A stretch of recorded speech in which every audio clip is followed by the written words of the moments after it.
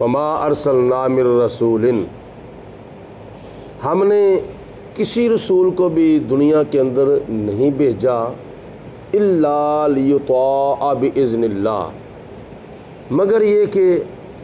اس کی اللہ کے حکم سے اطاعت کی جائے۔ یعنی اللہ پاک ارشاد فرماتا ہے کہ جس رسول کو بھی میں نے دنیا کے اندر بھیجا ہے،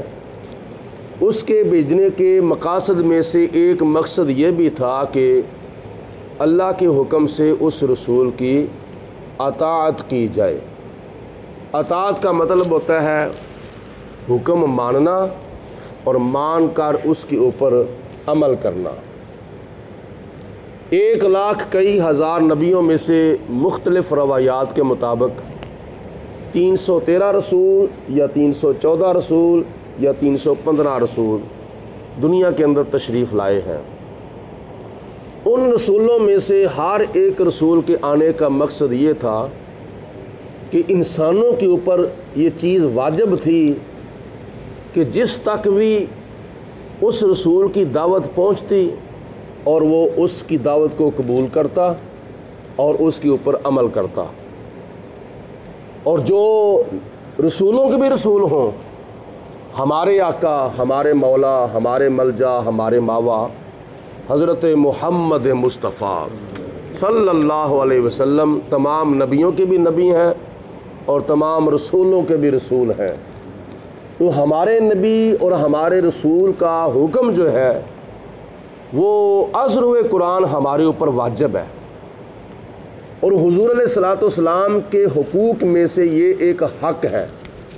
کیونکہ اگر والدین کے اولاد پر حقوق ہیں اور اولاد پر والدین کے حقوق ہیں اور ہمسایوں پر ہمسایوں کے اگر حقوق ہیں، خامد کے اوپر بیوی کے کچھ حقوق ہیں اور بیوی کے اوپر اگر خامد کے کچھ حقوق ہیں،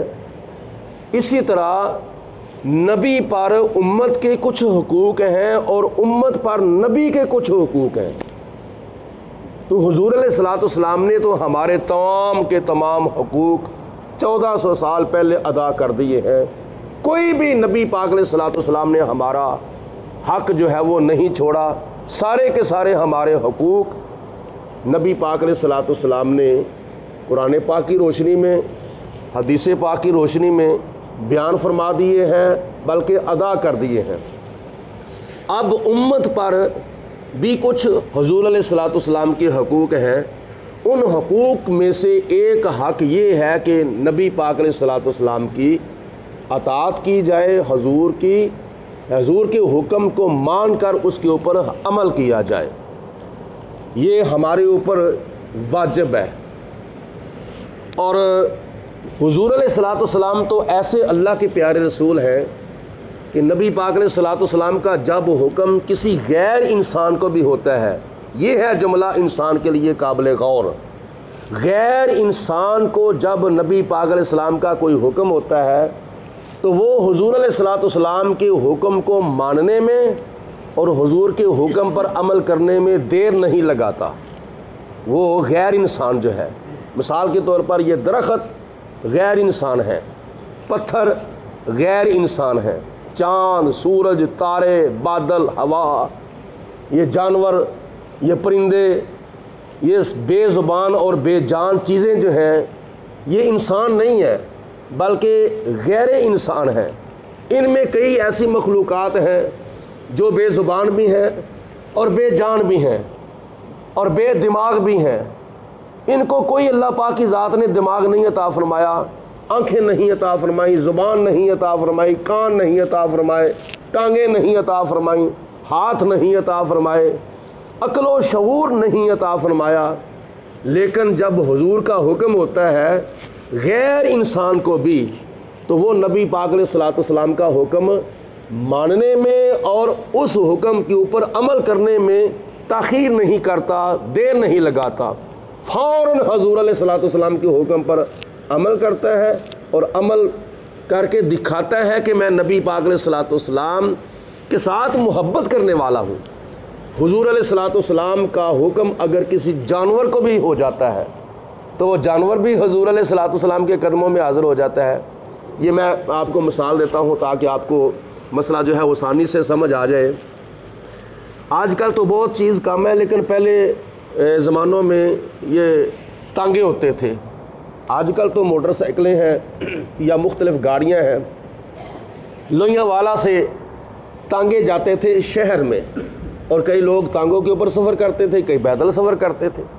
وہ جو تانگے والا نا، جب گھوڑے کو تانگے کے آگے جوتتا تھا تو جوتنے کے بعد جو تانگا چلانے والا ہے اس نے 4 ورڈ رکھے ہوئے تھے، 4 جملے، 4 اشارے، جس کی گھوڑے کو سمجھ آ جاتی تھی۔ مثال کے طور پر وہ اس کے ہاتھ میں لگامیں ہوتی تھیں، گھوڑے کی اس کے ہاتھ میں لگامیں ہوتی تھیں، وہ دونوں لگاموں کو پکڑ کے کھینچتا تھا تو گھوڑا سمجھ جاتا تھا کہ اب میرا مالک حکم دے رہا ہے کہ رک جاؤ، گھوڑا رک جاتا تھا۔ اگر مالک دونوں لگاموں کو پکڑ کر جھٹکا لگاتا تھا تو گھوڑا سمجھ جاتا تھا کہ میرا مالک مجھے کہتا ہے کہ آگے چلو، گھوڑا چل پڑتا تھا۔ اگر وہ دائیں لگام کو پکڑ کے کھینچتا تھا تو گھوڑا سمجھ جاتا تھا کہ میرا مالک مجھے کہتا ہے دائیں طرف ٹرن ہو جاؤ، تو گھوڑا دائیں طرف چل پڑتا تھا۔ اگر وہ مالک بائیں لگام پکڑ کے کھینچتا تھا تو گھوڑا سمجھ جاتا تھا کہ میرا مالک مجھے کہہ رہا ہے کہ بائیں طرف ٹرن ہو جاؤ، تو گھوڑا بائیں طرف ٹرن ہو جاتا تھا۔ یہ 4 اشارے گھوڑے کے لیے مالک نے رکھے تھے، اور ان اشاروں کو حالانکہ زبان سے نہیں کہتا تھا، صرف اور صرف اشارہ کرتا تھا،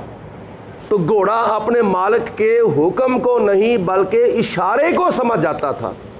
اور اشارے کو سمجھ کر پھر اس اشارے کے اوپر عمل بھی کرتا تھا۔ تو جب گھوڑا اپنے مالک کے حکم پر نہیں بلکہ مالک کے اشارے پر عمل کر رہا ہے، تو ہم تو انسان ہیں،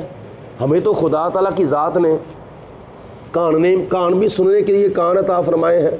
بولنے کے لیے زبان عطا فرمائی ہے، دیکھنے کے لیے آنکھیں عطا فرمائی ہیں،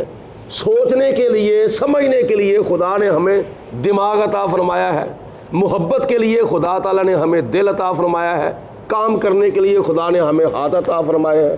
چلنے کے لیے خدا نے ہمیں پاؤں عطا فرمائے ہیں۔ تو جب گھوڑا اپنے مالک کے حکم پر نہیں بلکہ اشارے کو سمجھ بھی جاتا ہے، اشارے پر عمل بھی کر لیتا ہے، تو ہم کس رسول کے امتی ہیں؟ ہم اس رسول کے امتی ہیں جو رسولوں کا بھی رسول ہے، جس کے حکم پر نہیں بلکہ جس کے اشارے پر چاند بھی 2 ٹکڑے ہو جاتا ہے، جس کے اشارے پر ڈوبا ہوا سورج بھی واپس اثر پہ آ جاتا ہے، جس کے اشارے پر عمل کرتے ہوئے پتھر بھی کلمہ پڑھ لیتا ہے، ابو جال کی مٹھی کے اندر کینکریاں بھی کلمہ پڑھ لیتی ہیں، جس کے اشارے پر عمل کرتے ہوئے درخت بھی حاضر ہو جاتا ہے۔ تو یہ نبی پاک علیہ الصلوۃ والسلام کی اطاعت اللہ پاک کی ذات نے قرآن پاک میں ہمارے اوپر واجب فرمائی ہے۔ اب ہم صرف اور صرف اپنے آپ کو ہی چیک کر لیں، ہم اس رسول کے امتی ہیں جو رسولوں کا بھی رسول ہے، جس کی اطاعت یعنی جس کا حکم ماننا اور مان کر اس کے اوپر عمل کرنا ہمارے اوپر واجب ہے، اور واجب ایسے ہی ہے جیسے عید الفطر کی نماز واجب ہے، عید الاضحیٰ کی نماز واجب ہے، نماز وطر واجب ہے۔ تو ہم اپنے آپ کو اگر چیک کریں تو ہم نے کتنے کو احکامات نبی پاک علیہ الصلوۃ والسلام کے ہمارے اپنے اوپر واجب کیے ہوئے ہیں، یا لازم کیے ہوئے ہیں، یا نافذ کیے ہوئے ہیں، ہمیں اپنے اوپر غور کرنا چاہیے۔ تو اس لیے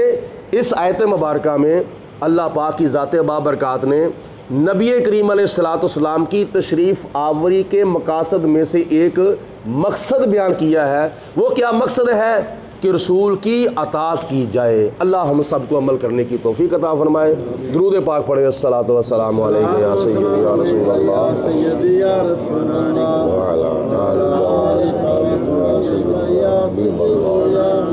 صلاۃ و سلام علیک یا رحمۃ للعالمین وعلی آلک و صحبک یا خاتم النبیین۔ اللہم صلی علی سیدنا و مولانا محمد معدن الجود والکرم وآلہ و صحابہ وبارک وسلم۔ اللہم ربنا انزل علینا مائدۃ من السماء تکون لنا عید لاولنا و آخرنا و آیۃ منک وارزقنا وانت خیر الرازقین۔ یا اللہ